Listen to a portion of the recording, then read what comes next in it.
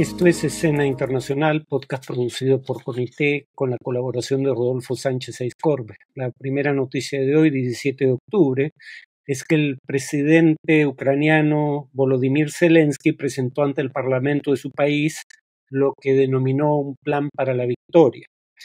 La propuesta comprende 5 puntos que básicamente aluden, en todos los casos, a la labor que, a su criterio, deberían desempeñar las potencias occidentales aliadas de Ucrania. El primer punto es que deberían invitar de manera incondicional a Ucrania a integrar la OTAN. Y esto antes de que termine la guerra. En realidad esto es virtualmente imposible porque si se integrara Ucrania a la OTAN, tendría que aplicarse el artículo 5 que implica el artículo 5 de la Carta Atlántica, el tratado constitutivo de la OTAN, que implica que un ataque contra uno de los miembros debe ser considerado un ataque contra todos y todos deben acudir en defensa del agredido. Y eso podría involucrar el envío de tropas, ¿no? Presumo que los países de la OTAN no están dispuestos a enfrentarse, como vamos a ver en la sección de análisis, de manera directa a Rusia. El segundo punto es llevar la guerra a territorio ruso, cosa que ya hizo con la incursión de Kursk, pero además exige que se levante la restricción de utilizar armamento occidental de mediano y largo alcance dentro del territorio ruso. Pide que los aliados occidentales lleven a cabo una disuasión no nuclear, aclara, pero disuasión en la cual se haga saber a Rusia que cualquier agresión adicional tendrá consecuencias. El cuarto punto es que debería producirse un acuerdo de cooperación económica entre Ucrania, Estados Unidos, la Unión Europea y otros aliados para inversiones conjuntas en el uso de los recursos naturales con los que cuenta Ucrania, uranio, titanio y litio, por ejemplo. Y finalmente debe buscarse una arquitectura de seguridad de la posguerra que tenga en consideración, este sí es un punto plausible, que ningún país de la OTAN, salvo probablemente Estados Unidos, tiene un ejército tan experimentado en combate como el ucraniano. Y dice que, por ejemplo, las tropas ucranianas en ese contexto de posguerra podrían reemplazar algunos contingentes estadounidenses en Europa. Cosa importante teniendo en cuenta la probabilidad de que Trump vuelva a la presidencia de los Estados Unidos. Sabemos que no es precisamente partidario del fortalecimiento de la OTAN. La segunda noticia es que Estados Unidos advierte a Israel de que reduciría su ayuda militar si este país no permite una entrada mayor de ayuda humanitaria a Gaza. Debería producirse este aumento de la ayuda humanitaria en los próximos 30 días o de lo contrario Israel arriesga perder el financiamiento estadounidense para la adquisición de armamentos de fabricación de ese país, en ese país, perdón. La Casa Blanca confirmó lo que ya habían anticipado los medios, que tanto el secretario de Estado, Antony Blinken, como el secretario de Defensa, Lloyd Austin, habían enviado una carta a sus homólogos israelíes, donde primero indican su preocupación por la caída en más de un 50% de la ayuda, sobre todo en el norte de Gaza. La agencia Reuters ya había dado a conocer que la entrada de alimentos y otros suministros humanitarios se había reducido drásticamente en semanas recientes, producto de una nueva política aduanera israelí. Washington en la carta exige permitir el ingreso de al menos 350 camiones por día e implementar a lo largo del próximo mes pausas humanitarias para distribuir la ayuda en Gaza. Un funcionario del gobierno americano, hablando bajo condición de anonimato, dijo que una carta similar en abril había, cito, generado medidas concretas por parte de los israelíes, pero claramente esas medidas no perduraron si ahora hay que enviar una nueva carta. Finalmente, la ONU acusa al gobierno venezolano de crímenes de lesa humanidad. Esto a través de la Misión Internacional Independiente de las Naciones Unidas para Venezuela, que dijo que había motivos razonables para creer que tanto fuerzas de seguridad del Estado como grupos civiles armados por el gobierno habían cometido antes, durante y después de las elecciones del 28 de julio crímenes de lesa humanidad, como asesinatos, desapariciones forzosas, tortura y violencia sexual y de género. La respuesta del gobierno venezolano fue que mantiene un fortalecido compromiso con los derechos humanos, esa es la expresión textual, y calificó a la misión de la ONU como, cito, una muestra clara del extravío de las instituciones del sistema de Naciones Unidas. Paradójico, con esto estoy de acuerdo con Netanyahu. En cuanto al tema de análisis, voy a volver a algo que había mencionado antes en relación a Ucrania. Recordarán que hice un paralelo entre la guerra de Corea y la guerra de Ucrania. ¿En qué consistía el paralelo? La guerra de Corea duró 3 años aproximadamente, a inicio de la década del 50, pero en realidad los movimientos de tropas en el frente o digamos los cambios en la línea del frente se produjeron básicamente durante los primeros 7 a 8 meses de la guerra. Corea del Norte invade en junio de 1950, avanza hasta casi controlar íntegramente el territorio de Corea del Sur, captura la capital, Seúl. Hay una, digamos, respuesta por parte de tropas lideradas por Estados Unidos con consentimiento de Naciones Unidas, que no solo recupera el territorio surcoreano, sino que avanza y captura Pyongyang, la capital de Corea del Norte, y avanza hasta el Río Amarillo, que era la frontera entre Corea del Norte y China. China interviene en octubre del 50, logra expulsar del territorio norcoreano a las tropas lideradas por Estados Unidos, y el frente se estabiliza a principios de 1951 cerca al paralelo 38, que es donde se establece la nueva frontera, o aproximadamente. Los 2 años siguientes de guerra es una guerra de desgaste en donde la línea del frente prácticamente no se mueve. Lo mismo parece estar ocurriendo en Ucrania. La revista The Economist hizo un gráfico con base en información del Institute for the Study of War, con sede en Washington, donde básicamente se ve el porcentaje de territorio ucraniano que pasa a control ruso. Empezando con un control ruso de alrededor de un 7-8% del territorio ucraniano. Recordemos que desde 2014 Rusia controlaba parte del Donbass en el este de Ucrania y la península de Crimea.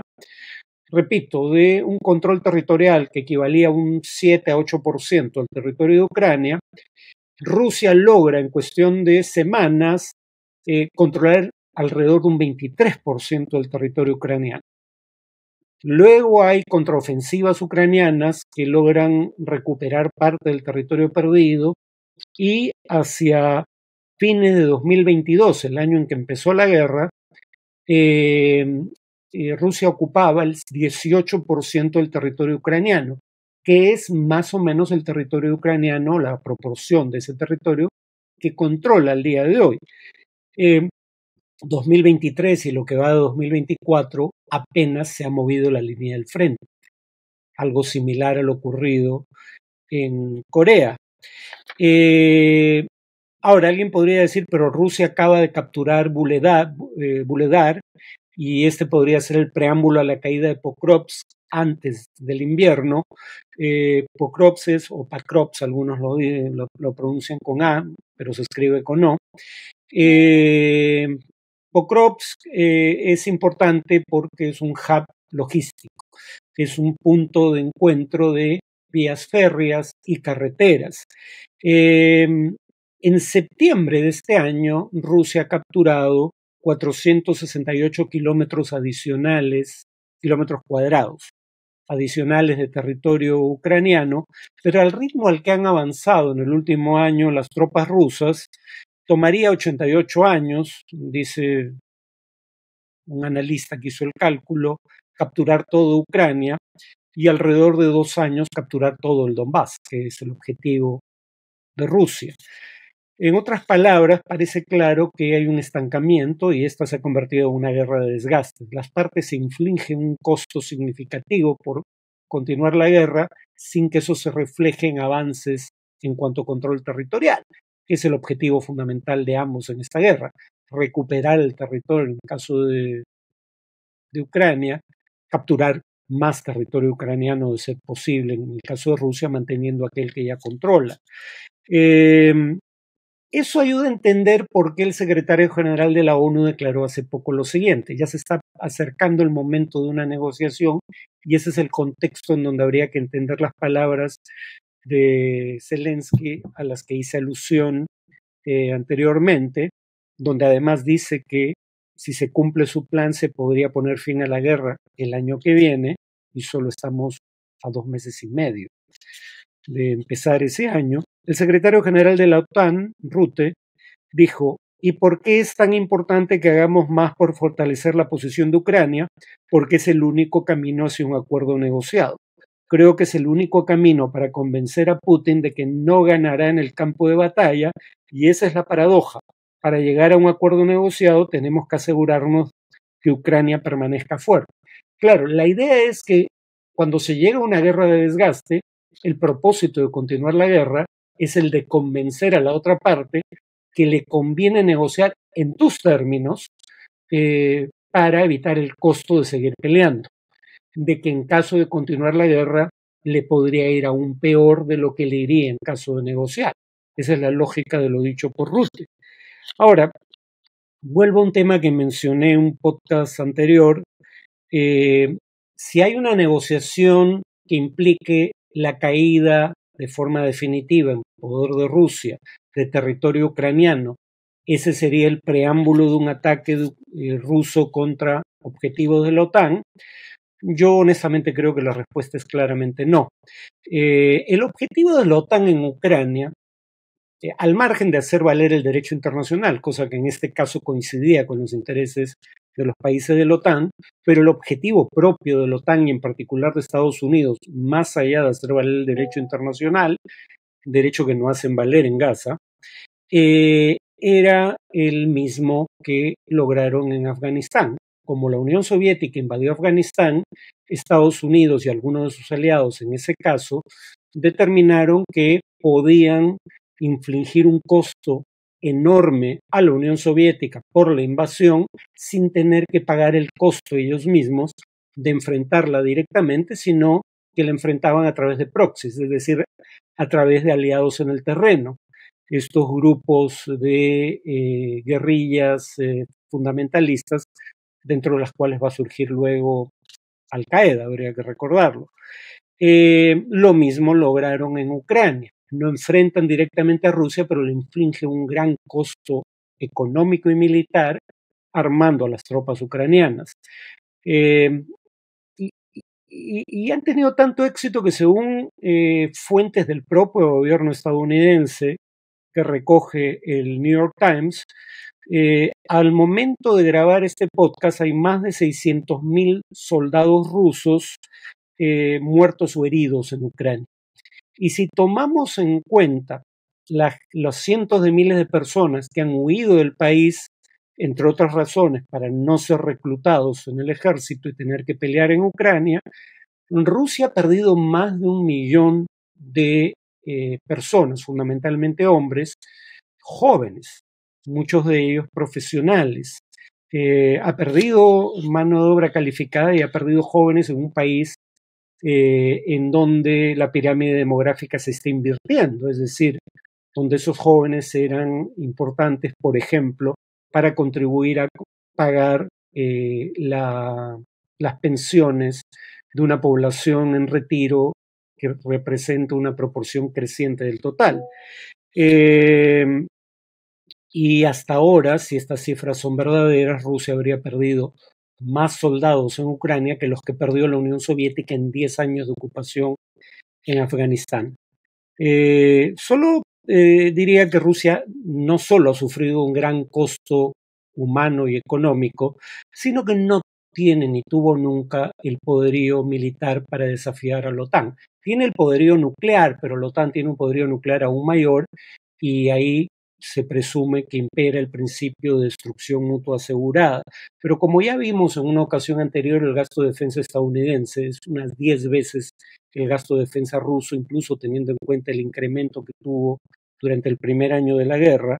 y Estados Unidos tiene un gasto de defensa superior al de los 10 países que le siguen combinados, 8 de los cuales son aliados de Estados Unidos, lo que explica el que Rusia pueda eventualmente prevalecer en Ucrania es que la guerra es mucho más importante para Rusia que para la OTAN, y por ende Rusia está destinando a la guerra el 8% de su PBI, mientras que la OTAN destina la ayuda económica y militar a Ucrania solo un 0.2% del PBI colectivo de sus miembros.